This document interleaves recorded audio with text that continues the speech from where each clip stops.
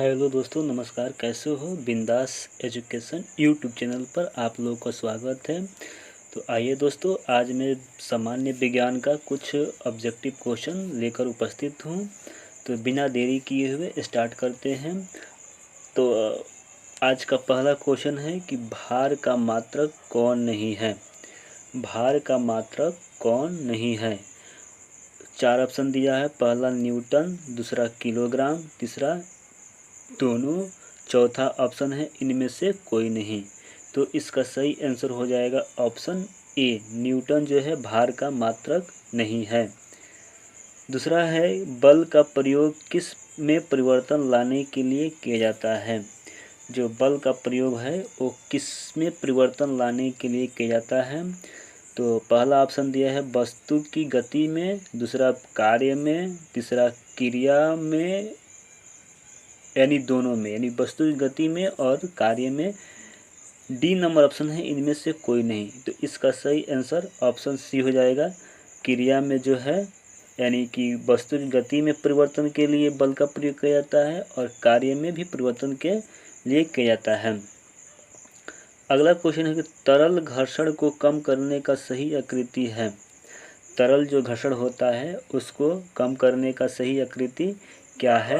पहला है आयताकार, दूसरा है वर्गाकार, तीसरा है सरल रेखा, चौथा है वृत्तीय गति।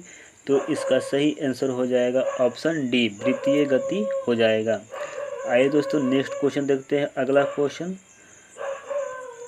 कि जिस द्रव के उपयोग से घर्षण कम हो जाता है उसे क्या कहते हैं। जिस द्रव के उपयोग से घर्षण कम हो जाता है उन्हें क्या कहते हैं।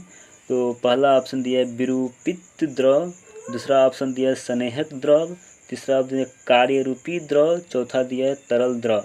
तो इसका सही आंसर जो हो जाएगा दोस्तों वो ऑप्शन बी, स्नेहक द्रव के कारण जो होता है उपयोग करके हम लोग घर्षण कम कर सकते हैं। अगला है घर्षण हमेशा क्या होता है। घर्षण जो है हमेशा क्या होता है। तो पहला ऑप्शन दिया है हानिकारक है, दूसरा ऑप्शन लाभदायक है, तीसरा ऑप्शन ना हानिकारक है और ना लाभदायक है, और चौथा ऑप्शन है कि कुछ मामलों में हानिकारक है तो कुछ मामलों में लाभदायक होता है। तो इसका सही आंसर हो जाएगा ऑप्शन डी, जो घर्षण है कुछ मामलों में हानिकारक होता है और कुछ मामलों में लाभदायक होता है। अगला है कि घर्षण बल को क्या कहते हैं। घर्षण बल को क्या कहते हैं। पहला ऑप्शन लोटनिक दिया हुआ है, दूसरा सीमांत, तीसरा स्थैतिक, चौथा गतिज। तो इसका सही आंसर हो जाएगा ऑप्शन ए, लोटनिक कहते हैं। आइए दोस्तों आगे बढ़ते हैं बिना देरी किए हुए। अगला क्वेश्चन है हमारा कि घर्षण से क्या उत्पन्न होती है। घर्षण से क्या उत्पन्न होती है। तो पहला ऑप्शन है तेल, दूसरा ऑप्शन है जल, तीसरा ऑप्शन है ऊष्मा, चौथा इनमें से कोई नहीं। तो इसका सही आंसर हो जाएगा ऊष्मा। घर्षण से क्या दोस्तों उत्पन्न होती है, ऊष्मा जो है उत्पन्न होता है। अगला है कि टायर के तलियों की गोटी क्या करती है। जो टायर होता है उसको तली में जो गोटी होता है उसका क्या वर्क होता है। तो पहला दिया ये घर्षण बढ़ाता है, दूसरा घर्षण घटाता है, तीसरा कोई प्रभाव नहीं, चौथा इनमें से कोई नहीं। तो इसका सही आंसर हो जाएगा घर्षण को बढ़ाता है। क्या करता है टायर, घर्षण को बढ़ाता है। अगला है तैलीय सतह से क्या होता है। तैलीय सतह से क्या होता है। तो घर्षण अधिक, पहला ऑप्शन दिया है घर्षण अधिक होगा, दूसरा घर्षण कम होगा, तीसरा घर्षण बिल्कुल नहीं होता है, चौथा घर्षण का प्रभाव नहीं पड़ता है। तो इसका सही आंसर हो जाएगा ऑप्शन बी नंबर सही, यानी घर्षण कम होगा। आगे बढ़ते हैं, नेक्स्ट क्वेश्चन देखेंगे हम लोग। बर्फ़ पर चलने पर आप फिसल जाएंगे क्योंकि इससे क्या होता है। तो बर्फ़ पर चलने से फिसल जाएंगे। पहला ऑप्शन दिया है कि घर्षण अधिक होगा, दूसरा घर्षण कम होगा, तीसरा ऑप्शन है सावधानीपूर्वक नहीं चलने के कारण इनमें से कोई नहीं। तो इसका सही आंसर क्या हो जाएगा दोस्तों कि घर्षण कम हो जाता है। क्या होता है दोस्तों, घर्षण कम हो जाता है, इसलिए हम बर्फ़ पर फिसल जाते हैं। अगला है कि कैरम बोर्ड पर पाउडर छिड़कने से घर्षण पर क्या प्रभाव पड़ता है। जब कैरम बोर्ड पर हम लोग पाउडर छिड़कते हैं तो उस पर क्या प्रभाव पड़ता है, तो घर्षण अधिक हो जाता है, पहला ऑप्शन है। दूसरा ऑप्शन कम हो जाता है। तीसरा ऑप्शन अधिक तथा कम दोनों होता है। डी नंबर इनमें से कोई नहीं। तो इसका सही आंसर ऑप्शन बी कम हो जाता है। क्या होता है दोस्तों, कम हो जाता है। अगला क्वेश्चन है कि कौन से वाहनों के टायर खांचेदार होते हैं। कौन से टायर के जो वाहन होते हैं उसके टायर खांचेदार होते हैं। पहला ऑप्शन दिया है कारों के, दूसरा ऑप्शन दिया है ट्रकों के, तीसरा ऑप्शन बुलडोजरों के, चौथा ऑप्शन उपरोक्त सभी। तो इसका सही आंसर हो जाएगा ऑप्शन सी, बुलडोजरों के जो टायर होते हैं खांचेदार होते हैं। अगला है कि किस बल के कारण फर्श पर लुढ़कती हुई गेंद कुछ समय बाद अपने आप रुक जाती है। तो इसका पहला ऑप्शन है चुंबकीय बल, दूसरा विद्युत बल, तीसरा घर्षण बल, चौथा है चुंबकीय बल और विद्युत बल। तो इसका सही आंसर जो होगा क्या हो जाएगा दोस्तों, ऑप्शन सी, घर्षण बल के कारण जो है ऐसा होता है। अगला क्वेश्चन है कि घर्षण के कारण कौन सी वस्तुएं घिस जाती हैं। तो पहला है पेच, दूसरा है बॉल, तीसरा है जूतों के सोल और डी नंबर है उपरोक्त सभी। तो इसका सही आंसर हो जाएगा ऑप्शन डी, उपरोक्त सभी जो है ये घर्षण के कारण घिस जाते हैं। आगे बढ़ेंगे। नेक्स्ट क्वेश्चन है कि तरल में कौन गति कर सकता है। तरल में गति कौन कर सकता है।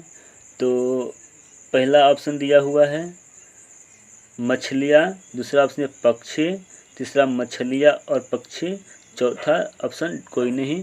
तो इसका सही आंसर हो जाएगा ऑप्शन सी, मछलियाँ तथा पक्षी जो है तरल में गति कर सकते हैं।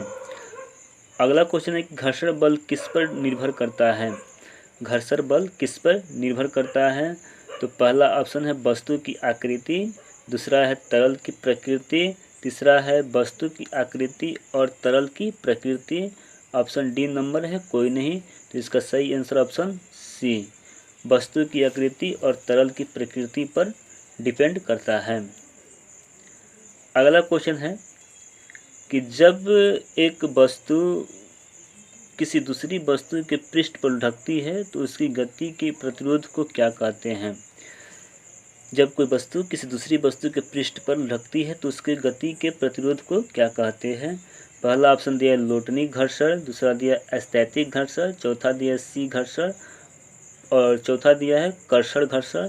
तो इसका सही आंसर हो जाएगा लोटनिक घर्षण। क्या हो जाएगा, लोटनिक घर्षण। अगला क्वेश्चन है कि जब एक दूसरे के संपर्क में आए हुए पृष्ठ सापेक्ष गति करे या गति करने की प्रवृत्ति रखे तो घर्षण बल क्या होते हैं। जब एक दूसरे के संपर्क में वस्तु रखे जाते हैं तो उनमें घर्षण बल क्या होते हैं। तो पहला इसका सही आंसर बता देते हैं, ऑप्शन डी हो जाएगा। इस पर निर्भर नहीं करता है कि वस्तु ठोस, द्रव या गैसीय है। इस पे जो घर्षण होता है उस पर डिपेंड नहीं करता है कि वस्तु ठोस है, द्रव है या गैस। अगला नेक्स्ट क्वेश्चन है, यदि हम दरवाजों के कब्जों पर तेल लगा दें तो घर्षण पर क्या प्रभाव पड़ेगा। यदि दरवाज़ा है उस पर तेल लगा दें तो घर्षण पर क्या प्रभाव पड़ेगा।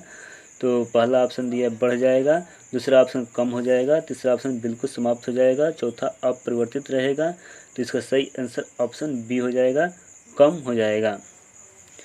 अगला है कि ध्वनि संचरित हो सकती है। ध्वनि संचरित हो सकती है।